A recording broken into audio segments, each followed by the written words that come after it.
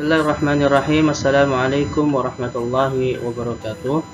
Alhamdulillahirabbil alamin wa bihi nasta'in ala umuri dunya waddin wa ala alihi washabbihi ajmain. Anak-anak semuanya, alhamdulillah pada pertemuan kali ini kita akan melanjutkan pembahasan Al-Qur'an hadis yang pada pertemuan yang lalu kita sudah membahas mengenai dari mulai pengertian Al-Qur'an, kemudian Al-Qur'an pada masa Rasulullah SAW.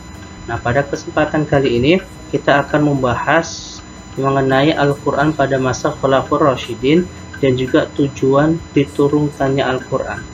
Nah, oleh karena itu persiapkan buku paketnya dan buku tulisnya, dicatat poin-poin penting yang ada dalam penjelasan di video ini.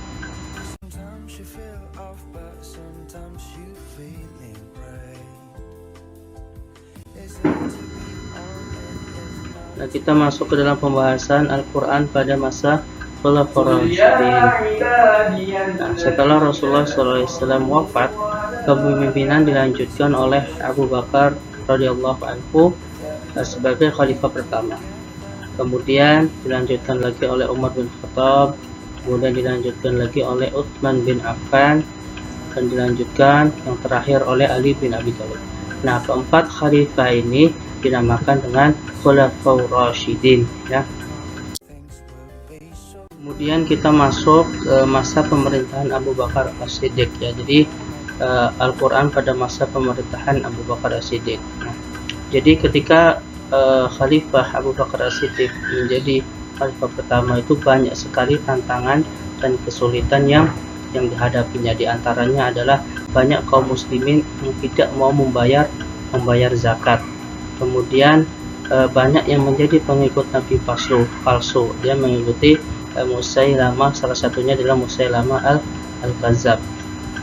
Nah, kemudian karena banyaknya tantangan dan kesulitan yang hadapi dan banyaknya para pengikut Nabi palsu Musailamah, maka terjadilah perang ketika itu. Nah, perang yang sangat dahsyat terjadi, yaitu dengan perang Yamamah, yaitu tahun 12 Hijriah. Nah, pada perang inilah banyak para hufaz yang gugur di medan perang. Nah, banyaknya para hufaz yang meninggal ini membuat kaum muslimin khawatir. Akhirnya Umar menemui Abu Bakar, kemudian mengusulkan untuk mengumpulkan Al-Qur'an karena khawatir lenyap dan banyaknya hufaz yang gugur ketika perang Yamamah ini. Nah, pada masa pemerintahan Abu Bakar As-Siddiq, ketika Umar itu mengusulkan untuk mengumpulkan Al-Qur'an agar ditulis kepada Abu Bakar Siddiq, nah, usulan pertama Umar ditolak oleh Abu Bakar Siddiq karena hal itu belum pernah dilakukan oleh Rasulullah SAW. Namun setelah berulang kali Umar mengusulkan itu, akhirnya Abu Bakar As-Siddiq setuju dengan usulan Umar yang rasional. Kemudian Abu Bakar meminta Zaid bin Sabit, yaitu kepercayaan Nabi SAW untuk menulis Al-Qur'an. Nah, awalnya Zaid pun keberatan, setelah diyakinkan oleh Abu Bakar pun pada akhirnya Zaid bin Sabit menyetujuinya. Nah, Zaid bin Sabit ini adalah orang yang hati-hati dalam melaksanakan tugas yang mulia itu. Dia berpegang pada dua hal. Yang pertama, yaitu ayat-ayat yang benar-benar ditulis di hadapan Rasulullah SAW dan yang tersimpan di rumah beliau. Kemudian yang kedua, ayat-ayat Al-Qur'an yang dihafal oleh para sahabat penghafal Al-Qur'an yang masih hidup. Nah, jadi ketika Zaid bin Sabit mengumpulkan lembaran-lembaran Al-Qur'an, ketika akan ditulis hanya memberikan dua syarat. Yang pertama, ayat-ayat tersebut langsung ditulis di hadapan Rasulullah dan disimpan di rumah beliau. Kemudian yang kedua, yaitu ayat-ayat Al-Qur'an yang dihafal. Nah, jadi setelah dicek tulisannya, kemudian dicek oleh para penghafal Al-Qur'an yang masih hidup ketika waktu itu. Kemudian kita masuk ke dalam masa pemerintahan Utsman bin Affan, ya. Nah, pada pemerintahan Utsman bin Affan ini terjadilah perbedaan banyak Al-Qur'an di kalangan umat Islam. Dan bila hal ini dibiarkan, maka dapat mengganggu persatuan dan kesatuan di kalangan umat Islam.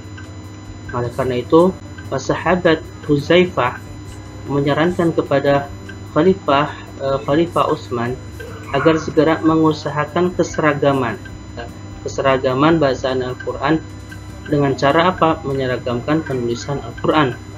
Nah, Khalifah Utsman pun menerima ide dari Huzaifah.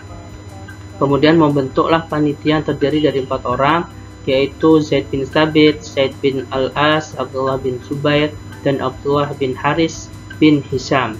Nah, panitia ini kemudian diketuai oleh Zaid bin Thabit, ya.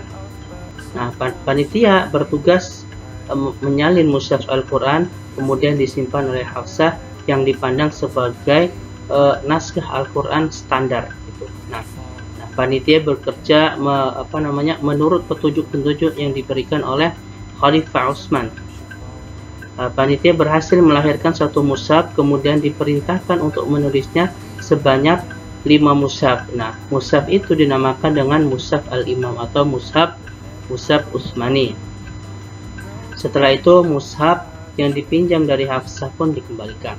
Nah, kelima mushaf tersebut masing-masing dikirim ke kota Mekah, Kufah, Basrah, Syam, dan satu lagi disimpan Khalifah Utsman bin Affan di Madinah. Nah, mushaf-mushaf tersebut dimaksudkan untuk menjadi standar dalam menghafal dan memperbanyak mushaf pada masa-masa selanjutnya.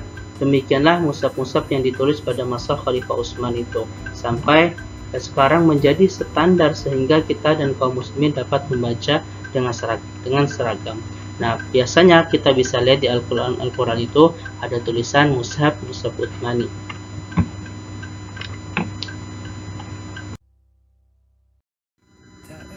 Nah, kemudian kita masuk dalam pembahasan maksud dan tujuan turunnya Al-Quran. Yang pertama yaitu untuk memimpin manusia ke jalan keselamatan dan kebahagiaan. Ya. Nah, dalilnya ada Quran surah Al-Maidah ayat 15 sampai 16. Kemudian yang kedua untuk memelihara dan mempertahankan martabat kemanusiaan. Dalilnya ada surah At-Tin ayat 4 dan sampai ayat 5. Kemudian surah At-Tin ayat 6. Nah, kemudian tujuan selanjutnya yaitu untuk memelihara dan mempertahankan kesucian manusia. Nah, dalilnya yaitu Quran surah Al-A'la ayat 14, qad aflahal man tazakka.